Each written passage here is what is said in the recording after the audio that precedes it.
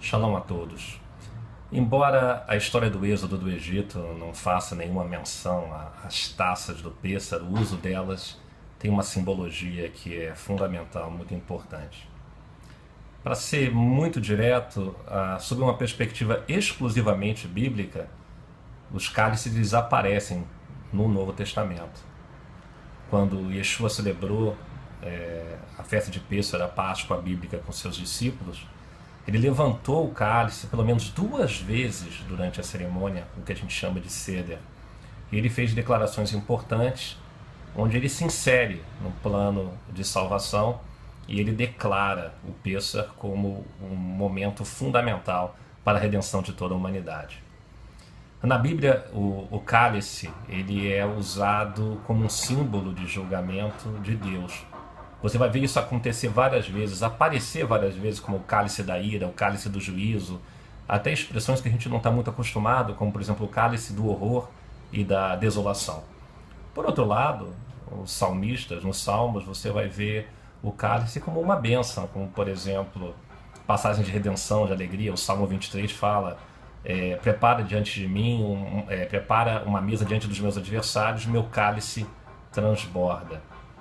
E uma passagem que a gente cita muito no encerramento do Shabat, às noites de sábado, que a gente chama de Havdalah, que em hebraico é Kos Yeshuot Esa Uveshem Adonai Ekra, ou seja, o copo da salvação eu levantarei e o nome do Senhor eu proclamarei, que é uma passagem do Salmo 116, no verso 13. Agora, apesar de não aparecer no relato do Êxodo, a gente não pode negar de forma alguma que julgamento e salvação fazem parte da temática do Pêssar, da Páscoa. Deus derramou o cálice do juízo sobre o Egito, mas ele acaba poupando Israel. Quando isso ocorreu? No momento em que Israel afixou o sangue, quando ele colocou o sangue do cordeiro nos umbrais de suas casas.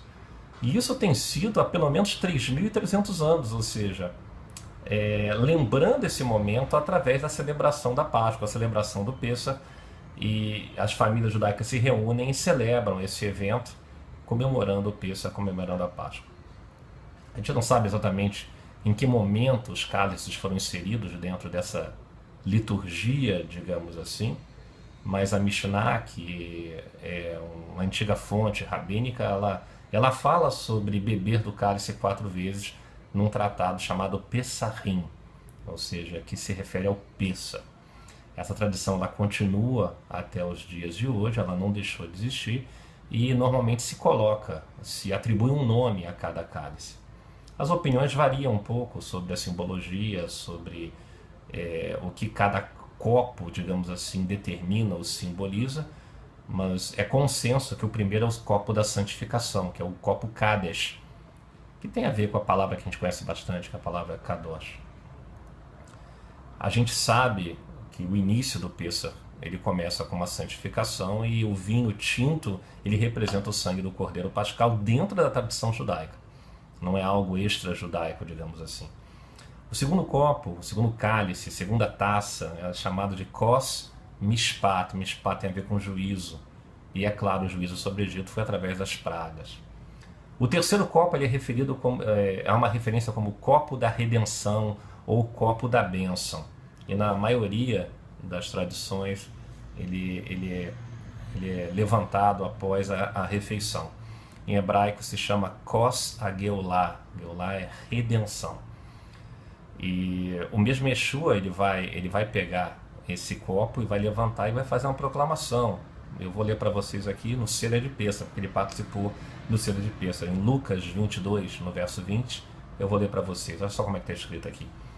Da mesma forma, depois da ceia, ou seja, do Seder, tomou o cálice, dizendo: este é o cálice, que representa a nova aliança no meu sangue, derramado em favor de vocês. E Paulo usava a terminologia, não somente o Kos HaGeulah, como a gente conhece principalmente hoje, mas o copo da bênção. Ele fala em 1 Coríntios 10, 16, a passagem que eu vou ler aqui agora. Não é verdade que o cálice da bênção que abençoamos é uma participação no sangue de Cristo e que o pão que partimos é uma participação no corpo de Cristo? Então Paulo associa essa terminologia ao copo da bênção, né? O copo da redenção é o copo da bênção. E quando Yeshua fala o copo de uma nova aliança, ou do Brit Hadashah, ele faz uma referência a uma promessa dada ao Senhor em Jeremias 31, 32, porque Deus ele criou uma nova aliança, já que a aliança anterior havia se quebrado. Se você tem dúvidas em relação a isso, eu sugiro que você leia com atenção o capítulo 31, principalmente no verso 32. Porque quando você viola um pacto com Deus, existe juízo, existe julgamento, né? É um cálice terrível. Mas Yeshua, ao fazer a sua função, ele cumprindo a sua função, ele nos traz, ele nos insere num pacto de graça, num pacto de salvação, porque ele disse que essa nova aliança seria derramada do cálice da salvação do seu próprio sangue. É ele que nos insere no Brit Hadashah, num novo pacto. E o pacto foi quebrado, sim. Leia em Jeremias e você vai ver isso. E existe um terceiro, esse terceiro copo, ele é mais profundo do que o próprio êxodo do Egito. Se você perceber, existe algo maior por trás dele, porque ele é uma redenção, não somente para Israel no Egito, mas para toda a humanidade em todas as épocas. O que tinha dentro dessa taça final? Você vai dizer, é vinho. Mais do que isso. Dentro desse cálice, porque já que a linguagem bíblica cálice representa julgamento, você vai ver que não, quando Yeshua faz as considerações, ele não está falando de uma taça simplesmente simbólica ou puramente simbólica. Dentro daquele cálice tinha juízo, tinha salvação, a ira de Deus e a redenção do Senhor. Então é uma sequência de fatos onde ele mesmo vai cumprir isso tudo, porque são eventos que vão ocorrer na própria vida dele. Tanto que no Getsemane, no momento da oração final, após o Seder de Pêssaro, ou seja, após a ceia da Páscoa, ele fala em Lucas 22, 42, Pai, afasta de mim este cálice, mas não seja feita a minha vontade, mas a tua vontade. Porque ele sabia que o cálice da bênção só poderia ser derramado para a salvação se ele primeiro bebesse o cálice do juízo de Deus, e o juízo de Deus que viria sobre toda a humanidade. Eu declaro que nesse texto a gente vai ter profundidade no entendimento do que é arrependimento, do entendimento do que é misericórdia, do entendimento que foi na cruz. A cruz é o único lugar no mundo onde você pode ver e coexistir o juízo de Deus e a bênção de Deus. Hag Pesach Sameach. Tem um Pesach consciente, tem um Pesach de entendimento do que Yeshua fez pela tua vida. Que Deus nos abençoe em nome dele. Amém.